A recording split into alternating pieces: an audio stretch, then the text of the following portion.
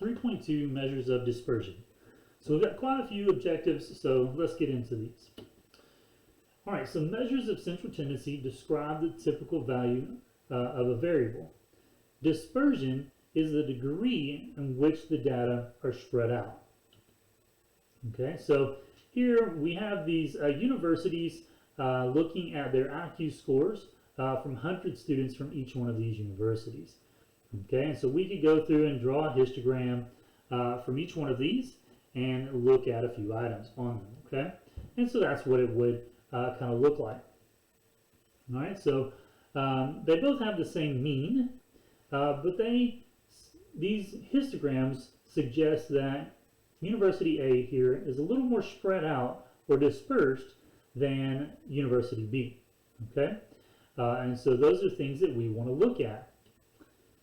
All right, so first we want to look at the range. Now the range is the difference between the largest data value and the smallest data value. Okay, so we would just subtract the largest minus the smallest. Now as far as the calculator goes, there's no really way of calculating that in there other than finding the smallest data, find the largest, and subtract the two with those. Okay, so you just got to be able to look at your data to find the range. So for instance here, in our group on their first exam, we would find our largest is 94, smallest 62, we subtract them, so the range is 32.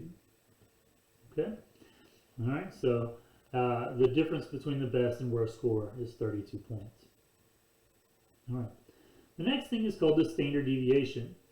All right, and it's based on the deviation about the mean, how far it is from the mean. All right, so the population standard deviation is a variable, is the square root of the sum of squared deviations about the population mean divided by the number of observations in the population. All right, so I know that's a lot of math jargon with us, but the standard deviation is how far is it again from the mean with us, okay? All right, so here our symbol for population standard deviation is a lowercase sigma, so denoted there with that little almost kind of circle. So just kind of to reiterate where that is, so we can see it right there. All right, now one of the formulas for that is this, okay? And we're going to see in the next few slides how to work things by hand, but eventually we're going to see how to work it with this handy dandy calculator, and we'll make it go from there, okay? So don't freak out too much on all these formulas. All right, so these are talking about the computational formula and all those things. And so again, here's another formula. So it's just kind of another math way of putting it. If you didn't have calculators and had to break it all down, and we're a stats major, we could go through all those things. Now I'm going to show you all of the work that's involved so that you understand why it's important to have one of these calculators, or the 84 preferably actually, and how it's going to help you get through this a lot easier. Okay? All right, so here we have our table, we have our scores there in our first column, and then you would have your mean, then you would need to find your deviation, so do some subtraction, and then square those things. And then we have to add some stuff up and square those all things, okay? So not real fun to do all of that, okay? And so then we divide that by 10. So we see that the standard deviation actually has a square root. So we finally get down to 9.8 points is our standard deviation. Okay. All right, and so this is the other formula as well. Okay. Now the sample standard deviation is very similar, but instead of using sigma, we use S, and instead of using mu, we use X bar. Everything else is just the same with those, okay? And so make sure that you're careful with those things. Okay. All right, now you've seen in there this N-1. It's called degrees of freedom. Not super duper important at this point, but we will talk about those later on in some tables and things. And so we talk about the degrees of freedom. That means that it's some movement it has So n-1 observations have some freedom to move, but our last value must be a certain number in order to create that our standard deviation is equal to 0, or the sums of our standard deviations. Okay. All right, so computing standard deviation here.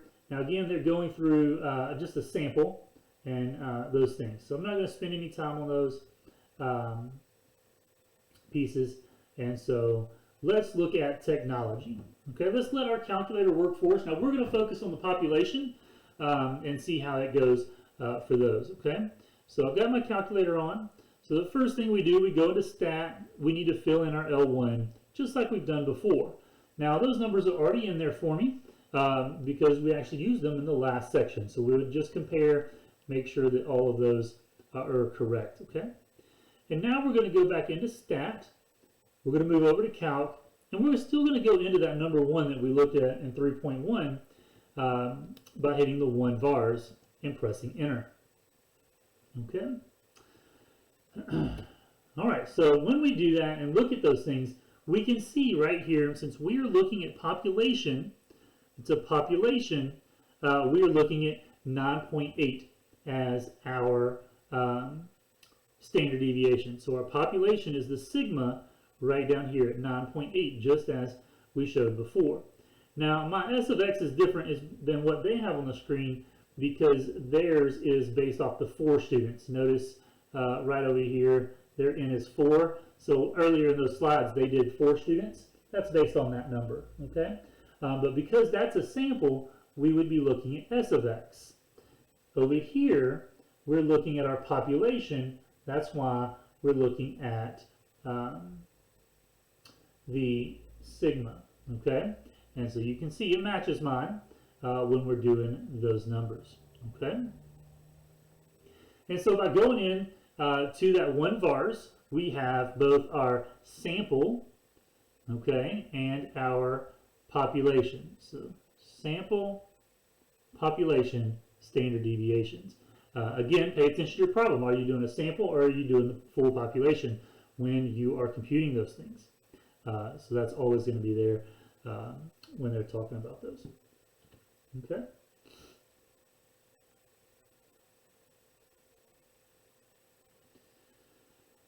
All right, now a standard deviation represents the typical deviation from the mean,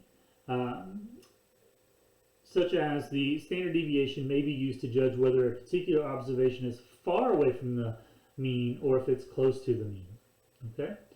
All right, so here, when we look at these, we could say in our first one that our standard deviation is 6, and so one standard deviation from 25 would be 31. And we could keep going. Now on the bottom one here, our sigma, our standard deviation is 2, and so we can see multiple standard deviations. So 31, in that case, when our standard deviations are 2, are actually far away. There are 3 standard deviations compared to in the first one, it's close by 1 standard deviation. So it's all about how far the standard deviation is in relative terms. So far away is typically more than 2 standard deviations. Okay. All right, now when comparing populations, the larger the standard deviation, the greater the dispersion. So if we say, we've got a 9.8 standard deviation, that's a decent number, but if we compare that to one that has a standard deviation of 20 points or 100, those would have bigger dispersions on them. So our histograms would be further out on those. Okay. All right, so here looking at these, we can see some numbers. We can see our standard deviation on one of them is 16. So our standard deviation right here. And on the other one is 8. And so paying attention to those pieces.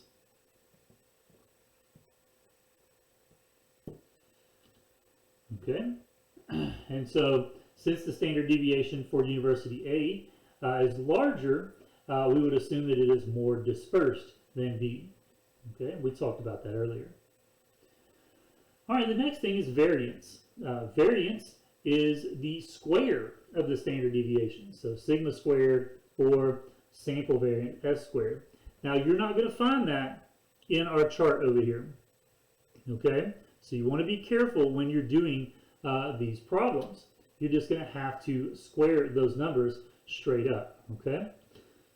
And so, for instance, here with the 9.8, if we take 9.8 and square it, we get 96.04. Okay? And so we would take our 9.8 here and we would square that. Now, in your homework, it may be a good idea to take all these numbers that you can see and square those. That way you're getting closer to what the exact number is on those pieces and not round it too much. Okay? And so the sample we could do as well. All right? All right, the empirical rule. So the empirical rule, we use that to describe bell-shaped data, okay, symmetric data. Now it states that 68% of our data will be within one standard deviation of the mean, okay? 95% will be within two standard deviations, and 99.7 will be within three on those, okay? And we go back to this quite a bit. This is our Bell rule curve, and so we look for those pieces. And so here's the breakdown of it. You really want to either print this page or write this page down on this. They're going to ask some specific things here on these, and so we can find different information. What are things between, stuff like that, based on this bell curve, okay? And so you can see all those. Down here in the bottom, we have our mean in the middle, and then this is one standard deviation, two standard deviations, three standard deviations on the positive side, meaning bigger than mean. 1, 2, and 3 on the negative side, meaning smaller than the mean. It doesn't mean negative numbers, it just means smaller than the mean. Okay. All right, so if we were to break down some of these things, we want to look at these questions. One, determine the percentage of students who have an IQ score within 3 standard deviations of the mean, and then talk about these others, okay? All right, so using the empirical rule, because this is roughly bell-shaped, we can do that information, okay? For those. So here's the breakdown. So you'll notice that they did a lot of math for us down here. You'll want to do this math when you are trying to work these problems right down here on the bottom, okay? So you want to do that math. We start with our mean here in the middle. We add 16.1 to get 116.1. Now you don't have to do the formula. You can always just take this number and add 16.1 or whatever the standard deviation is to it, and you're going to get the next one. And then if we add 16.1 to that, you'll get this last one down here, okay? And then we can subtract the same way, and we'll get down to these other numbers over here on the left-hand side. All right? All right, so we want to be able to answer all those questions now, knowing this. Okay, so according to this, being within 3 standard deviations, well, it's always going to be. Now, we can actually go out to 3 standard deviations. So 3 standard deviations is here and here. So within 3 standard deviations, either side. And if we were to add up all of these percentages right there, you would see that you get 99.7. We could also just simply know, based off the rule, that 99.7 is within 3 standard deviations by the definition that we looked at on our previous slide. All right. Now the next thing said it wants to know about being between some numbers. So between 167.8 and 32.2.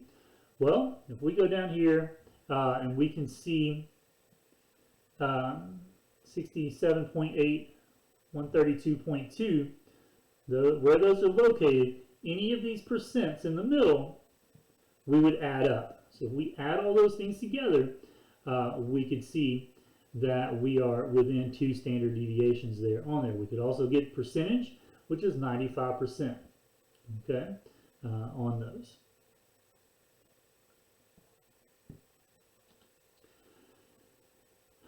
Part C.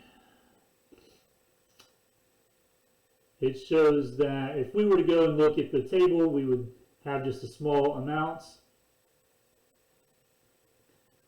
96% are between are actually between those.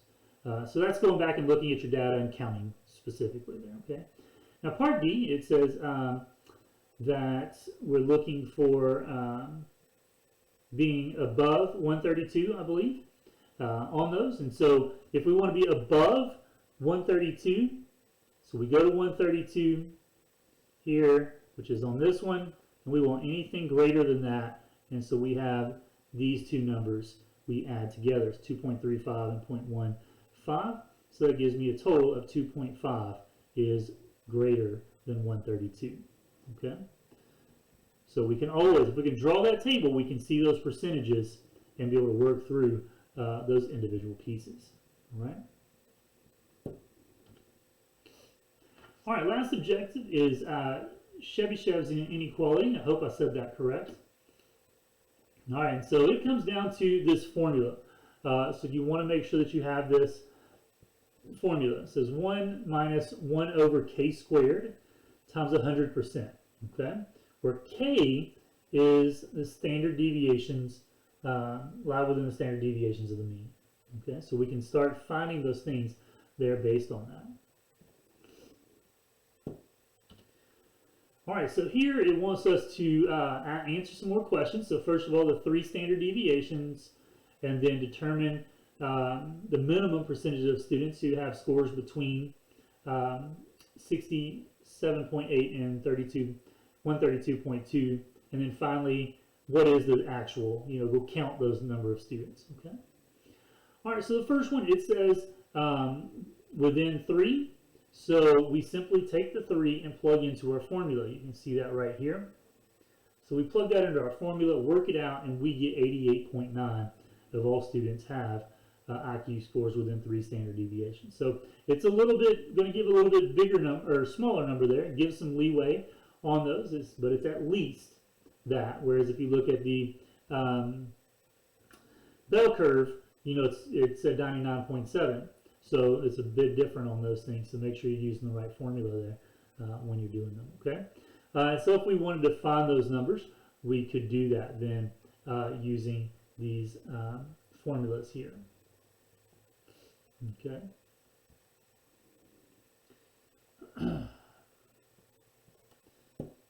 All right, part B. They wanted to know what percent should be between the 67.8 and the 132. Well, we find that those are 2 standard deviations. So that means that we would then get to use 2 in our formula. So that's where this is coming from. And so we would get 75%. Okay. Now we would go back to the table and answer part C, and we'll notice that there's actually 96%. That 75% that we found in part B is not an exact number, it's an estimate. And it's just saying as long as it's going to be at least 75%. It may be higher, but at least 75% will be between those.